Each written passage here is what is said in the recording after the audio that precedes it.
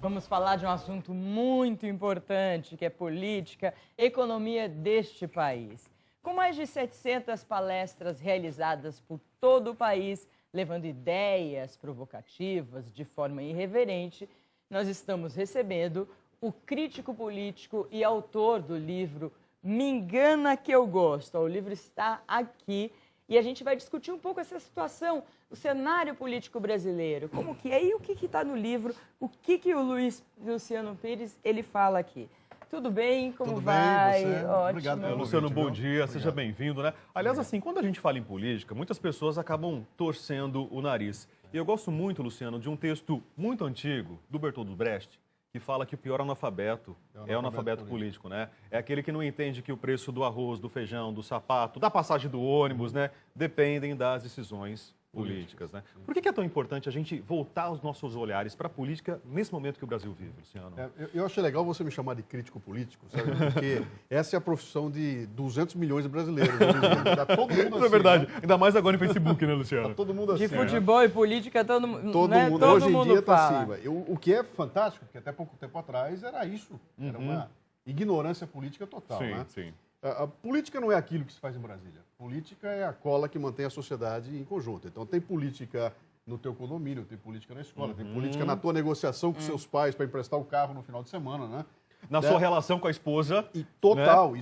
Tudo isso é política. Então, a política é um bem necessário e que precisa ser exercido por todas as pessoas. O problema é que quando você bota um rótulo de que política é aquilo que se faz lá, então, é o ladrão, é o cara que quer o mal das pessoas, é o cara que quer se dar bem.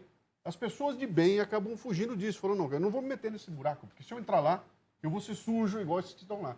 E as pessoas se afastam. E quem ocupa o espaço é o cara que está interessado nisso. Então, eu costumo dizer para as pessoas o seguinte, se você está preocupado porque tem um bandido roubando você, é porque você não ocupou a cadeira dele. Entendeu? Largou a cadeira lá e ele foi lá e pegou. Então, essa história de não gosto de política, mas alguém gosta, cara. E tomara que esse alguém seja melhor que eu. E Se não seja for, corrupto, a né? situação fica nisso. No né? livro que chama Me Engana Que Eu Gosto, você faz referência a um momento muito importante do Brasil, que foi a ditadura, né? Sim, sim. E da ditadura a gente passou pelo fim e pelo Collor, e foi aquela história, Sim. até pelo Lula, Dilma, e estamos aqui hoje com tudo que está acontecendo. Eu queria que você fizesse essa comparação aí, porque na ditadura muitos estudantes, muitas pessoas tinham vontade de mudar, Sim. né? E passamos um período também, fora o Collor, que ninguém queria falar de política. E agora parece que a gente quer falar de novo. Você pode fazer uma amarração aí Legal. de tudo que a gente falou? O livro eu começo assim, eu começo o livro em 1996, 97, 98, até 99. Desculpe, 77, olha só, eu estou vendo. Olha. 77 até O 79. fim da ditadura. Que é quando eu estava com 20 anos de idade, eu estava aqui em São Paulo estudando no Mackenzie e eu tinha um cartaz e estava na rua, gritando abaixo a repressão, pela volta do irmão do Enfio. Eu estava lá fugindo das borrachadas do coronel Erasmo Dias, né? E tinha um movimento maravilhoso, que foi os estudantes foram à rua, abriram o caminho, depois vieram os metalúrgicos e o Brasil virou de ponta cabeça. E o que a gente assistiu foi a volta da democracia e tudo mais na sequência. No livro eu discuto o seguinte, muito bem, 40 anos depois, o que aconteceu? Aquela garotada que estava na rua gritando, tomou poder. E quem manda no país hoje são os garotos que estavam naquela época pedindo por tudo aquilo. E aquele José país... Dirceu, José Genuíno, Dilma, O próprio Lula. Lula, né? O Lula. E aquele país que a gente queria tanto, ele não aconteceu. Não há como negar. O Brasil está muito maior, o Brasil é mais rico, o Brasil está melhor em tudo. Mas aquela história da justiça social, do bem comum, não aconteceu. E o pior, alguns dos caras que pregavam toda aquela bandeira da ética estão na cadeia, estão presos, né? Então eu começo o livro discutindo o seguinte, falei, o que aconteceu? Né? O que houve? Será que nossa geração... Para onde foi foram os nossos incompetente? sonhos? O que aconteceu? Né? E a conclusão que eu chego lá E é a os sonhos seguinte... deles, desses caras, que eu acredito, eu não sei se você acredita, Sim. que as pessoas não eram corruptas, esses Zé Dirceu. Você acha que ele começou corrupto? Eu acho que ele era um dos caras que queria mudar. Que quer mudar as coisas. O que eu acho que aconteceu Mas foi o agora- seguinte, a gente vai para a rua, mobiliza todo mundo, consegue a mudança, e a hora que a mudança se verifica, agora eu vou trabalhar, tá? Agora eu vou crescer, agora eu vou casar, vou ter filho, agora eu vou cuidar de ter minha casa própria e largo aquele sonho comum para cuidar do meu sonho individual. E os caras se assumiram, vão lá para cima, entram naquele mundo onde o dinheiro vem da tua... E aí, cara, Eu sou ser Dinheiro humano, fácil, né? Tem tanta coisa Aí boa se acontecendo. lambuja, é isso? E se o cara não tiver valores, ele acaba entrando no jogo, né? E o problema todo é que você discutiu o seguinte, bom, e se fosse eu que estivesse lá? Será que eu teria sido consumido como eles foram, né? E outra, e se é assim que o ser humano é, talvez não tenha saída. Então talvez nós vamos mudar de novo para daqui a 30 anos ter que fazer uma nova mudança. Mas no fundo é assim que funciona, cara. Então, o que acontece? Há uma falta de maturidade política no Brasil. O Brasil ainda está aprendendo como lidar Mas, com isso. Luciano, Né? eu já ouvi algumas pessoas dizerem assim, mas sempre houve corrupção no Brasil. É que agora a gente tem a imprensa, tem a mídia denunciando, o povo está sabendo mais as coisas, e aí as coisas ficaram realmente escancaradas. Mas o Brasil sempre foi o país daquele jeitinho de fazer as coisas por desde os debaixo do pano, portugueses para a e gente tal. tirar vantagem. É correto isso? Cara, não é o Brasil. Qualquer país do mundo sempre teve corrupção. A corrupção vai existir. Onde houver duas pessoas, ela pode aparecer, a corrupção. Mas mais na América Mas Latina. E o que acontece? Tem uma coisa interessante, eu estou escrevendo um texto a respeito disso, que eu chamo a ética da corrupção. Cara, mesmo a corrupção tem uma ética. A ética da que corrupção a é ética é o ótimo, seguinte, tudo pode, desde que você faça direitinho e ninguém veja você fazendo. Então, cara, não rouba muito, cara, rouba pouco, né? Não faz com a porta aberta, faz com a porta fechada. E o que aconteceu é que nos últimos anos se abriu a porta, cara, se roubou demais, com a porta aberta, se transformou isso numa coisa institucional. E com um papo que é o seguinte, que se for pelo bem do partido ou do projeto de poder, vale fazer o que pintar. Né? E aí o que era uma coisa pequena, escondida e grudada num cantinho, virou uma coisa que tomou conta da sociedade como um todo. Então você olha para aquilo e fala, está maior? É claro que está maior. Né? Nunca se roubou, sempre se roubou nesse país, mas não de uma forma institucionalizada, que é aquela história de tipo, cara, eu estou aqui, agora eu sou impune, eu posso o que eu quiser. Não pode. Não pode. Você tem todo o poder, você pode ser presidente, ministro, você pode um monte de coisa, mas não pode tudo. Onde é que você pode tudo? Você pode tudo na Coreia do Norte. Lá você pode tudo, né? Aqui não. Então isso aqui é uma democracia, é um país que tem as instituições funcionando, todas elas, e só por isso é que nós estamos ainda empurrando o barco, né? E o que aconteceu então é um excesso, cara. Virou uma coisa... Eu costumo dizer que o pessoal abriu a porta. E não se importa, cara, vou roubar de você, tá? E fique tranquilo aí, porque todo mundo sempre roubou, e vou roubar de novo, né? Luciano, eu acho que com o poder, qualquer tipo de poder, vem uma grande responsabilidade do ser humano. Sem dúvida. Porque ele está ligado a outros seres humanos e uma hora a conta chega, né? Sim. Uma hora a conta chega. Você acha importante o momento que nós estamos vivendo hoje para uma transformação, embora esteja um caos, mas, por exemplo, no domingo que vem nós teremos passeata e tal, vai muita gente para a rua. Não existia esse sentimento de mudança há pouco tempo atrás, né? Começou uns 2, 5 anos, assim, em né? 2013 então, foi que a coisa você acha pegou, que esse né? momento é importante para a construção do país, para a gente realmente mudar? Isso é dor do crescimento. Nós estamos crescendo. A gente está crescendo politicamente, está amadurecendo moralmente, inclusive, no Brasil, e isso faz parte do processo.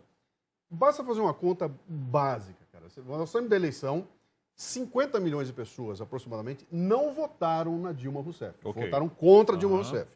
Se você somar os que não foram votar e os que votaram em branco ou nulo, dá 83 milhões de pessoas. Então tem 83 milhões e o seguinte, cara, eu não coloquei ela lá. Né?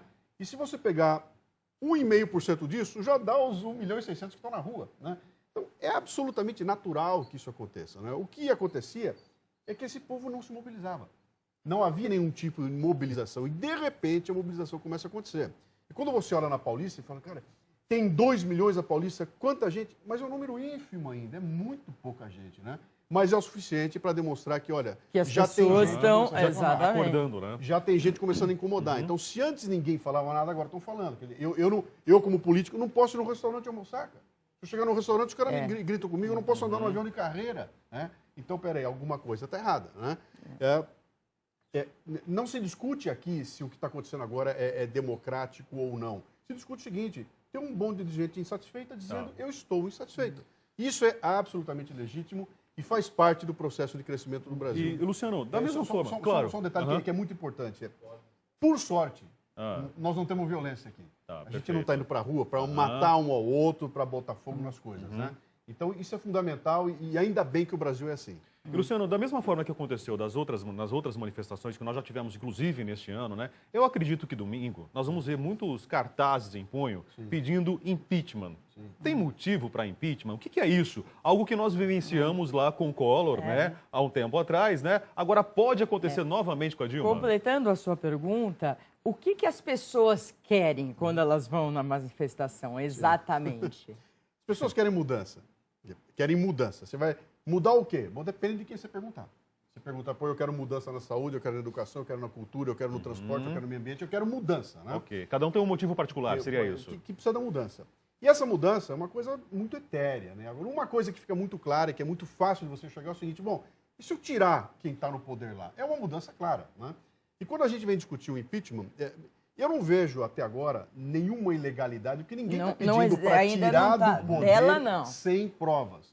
O que está se discutindo é o seguinte, tem várias investigações em andamento, tem pelo menos 3 linhas que podem desembocar no impeachment, né?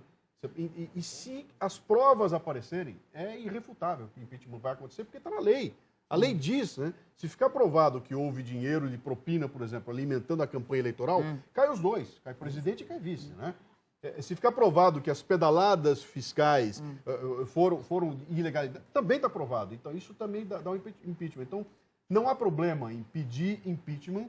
O que há problema é você querer que tire sem provas. Agora, cara, nós tiramos um cara lá atrás. O Collor caiu lá atrás.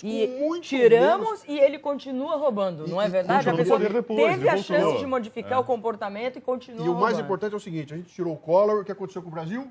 Melhorou. O Brasil melhorou. E se tirar agora com provas, se o impeachment for legal, o Brasil vai sair melhor na ponta. Então, essa história de que vai ser o caos, isso é tudo conversa. Mesmo se entrar Michel Temer, que também a gente sabe esse passado tenebroso, Renan Calheiros, Eduardo Cunha. A brincadeira que eu faço, se você tirar a Dilma e botar um balde d'água no lugar dela, o Brasil vai melhorar.